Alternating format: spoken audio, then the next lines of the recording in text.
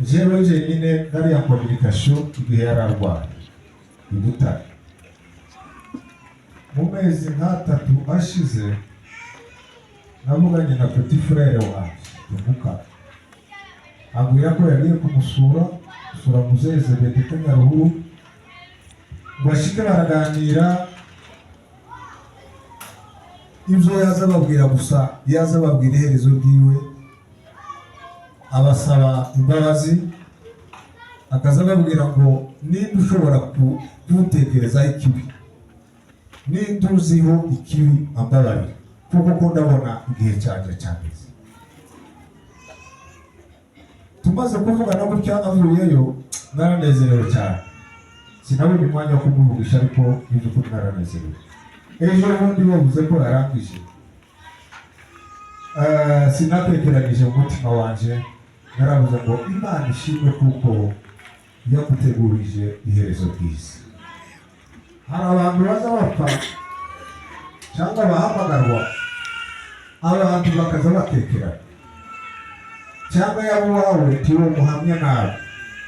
Hari undi wavuze ngo niyo tutajoja mu ijuru ngo ntudafite bene bawe kumuhana ariko iwe kanseri nibi izayica buke buke ukazureba ukazuharura intabwe zawe uhawija kurupfu ariko iwe yagiye mu ijuru. Semenya bena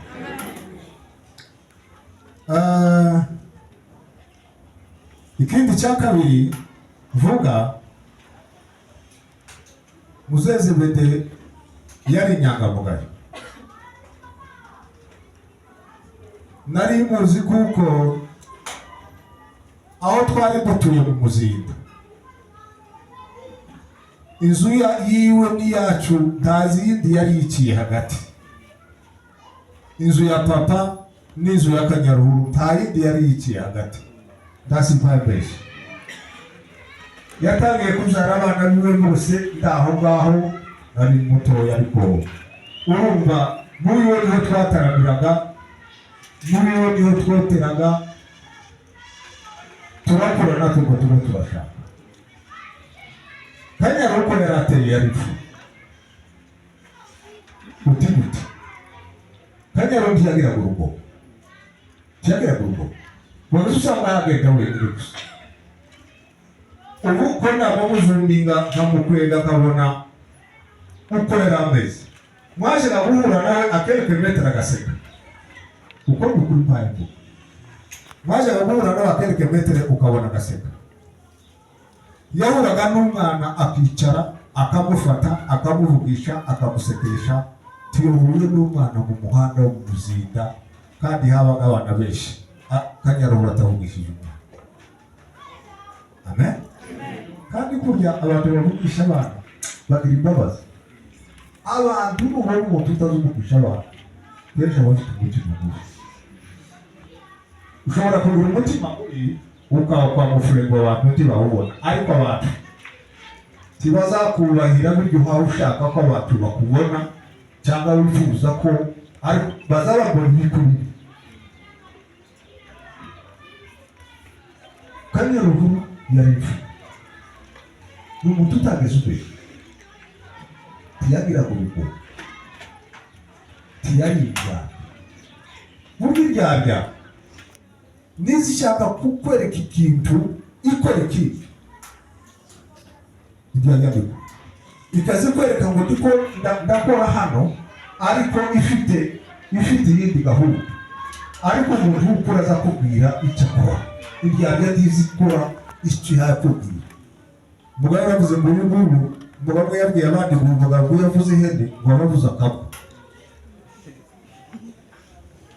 kandi yarahuru usuko nguko kandi mu ikanisa yasibaga ikanisa niyenda kuko mu buzima bwe yavuye mu gisirikare yakoze ibintu bitatu.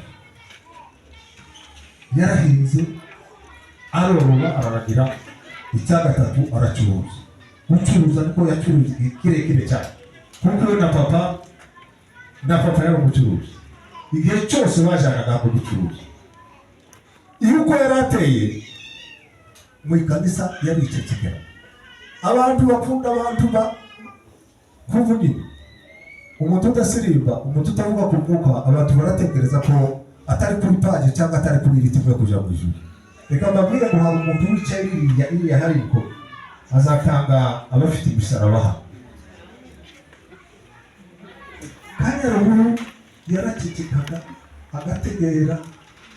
Reka mbabwire ngo tukiba mu muzinda, jewe hari uko nari iteye, jewe niganaga abantu ko bazababwira uri uko umuntu azagenda bakambwira ngo nimwigana, ntabwo nimwigana neza ukwambwira ngo ni nerekeye ukagira ngo ni Kanyaru ntari nzi ko mwigana n'ubu ukeneye ntabwo ari kubyageza neza. Mbabwire ko nari muzi cyane. Kanyaruguru ijukuri yari ifu. Burya twari abana batoya ariko twari tuzi abagabo beza n'ababi. Kandi abagabo bakoze amanyanga kera. N'ubu turabizi. Twageza tumenya ngo uriya mugabo karaburana, uriya mugabo yonesheje, uriya mugabo yagize gute, yagize urubanza gute, yaforomye inzoga, yagize gute. Ibyo byose jewe se yaregisitera monda n'ubu ndabitekereza. Ariko natekereje Kanyaruguru ikintu nomujijeho, ikintu nomenya ngo yakoze ikibi, yeje kuri Imana mu mutima. Amen. N'umuntu wari wicecekeye kandi kurya ijuru ni mu mutima, ijuru si hejuru. Siza abapasiteri babizi ngo ijuru riba hehe, ariko ijuru ni mu mutima. Birivuga ngo nimba umutima utagucira urubanza uzamenye ko utinyuka imbere y'Imana. Ibyo Manchester byo kusirimba no kuvuga no kugira gute, ibyo bitobereye ariko gutomeje ibi ariko kozi Kanyaruguru n'umuntu utashakaga kwishira imbere ngo yari informe. Nabitekereza navuga ngo iyo umuntu ari imfu, Imana ishobora no kuguteguriza iherezo ryiza. Iyo utari imfu zo kwibita abantu tibabimenye bimwe, ndakeka ko n'Imana ishobora kukwegeza iruhande. Ariko uyu mugabo duha tuvuga yari imfu, yakoreye umuryango wiwe, yakoreye igihugu, yakoreye abanyamuzinda n'abo mu Minembwe bose, yakoreye umuryango w'abatwari. None twavuga ati twamurangiza, duhaye pole abatwari bose, duhaye pole abashabikiye kuri uyu muzehe duha tuvuga Zebedi, duhaye pole abanyamurenge bose, duhaye pole ubwoko bwose, duhaye pole abakongomani bose, en particulier abanyamuzinda uko bari mwihangana. Ubwoba bushobora kugira nuko ibivuga ngo se tuzoja mu ijuru tuzamusanga ko wemeye. Ikibazo dufite soko yadusize, tuzamusanga iyo urupfu ruhari kenshi. Yanavuye abantu ngo kirimo gutuma abantu bapfa cyane no kugira ngo nenda twebwe tukihari bidukangura, bidushitura, biduactive ku umuntu wese gutekereza kwiherezo rwiwe. Shimwe Imana kuko yateguje, yararwaye sishimye Imana ko yarwaye, ariko Imana kuba yarateguye iherezo ryiwe ryiza. Batadute sukuwa wadiko navuga ko ari uwo muzima kandi babwije ukuri uwo mu muzima tuzafata tungane tibakampa ibikoro cyangwa ngo mbeshe zavuga ukuri kw'Imana. Imana ikomeza abantu bose, Imana ikomeze umuryango. Shima Imana cyane kuko yamwakiriye mu bayo. Amen.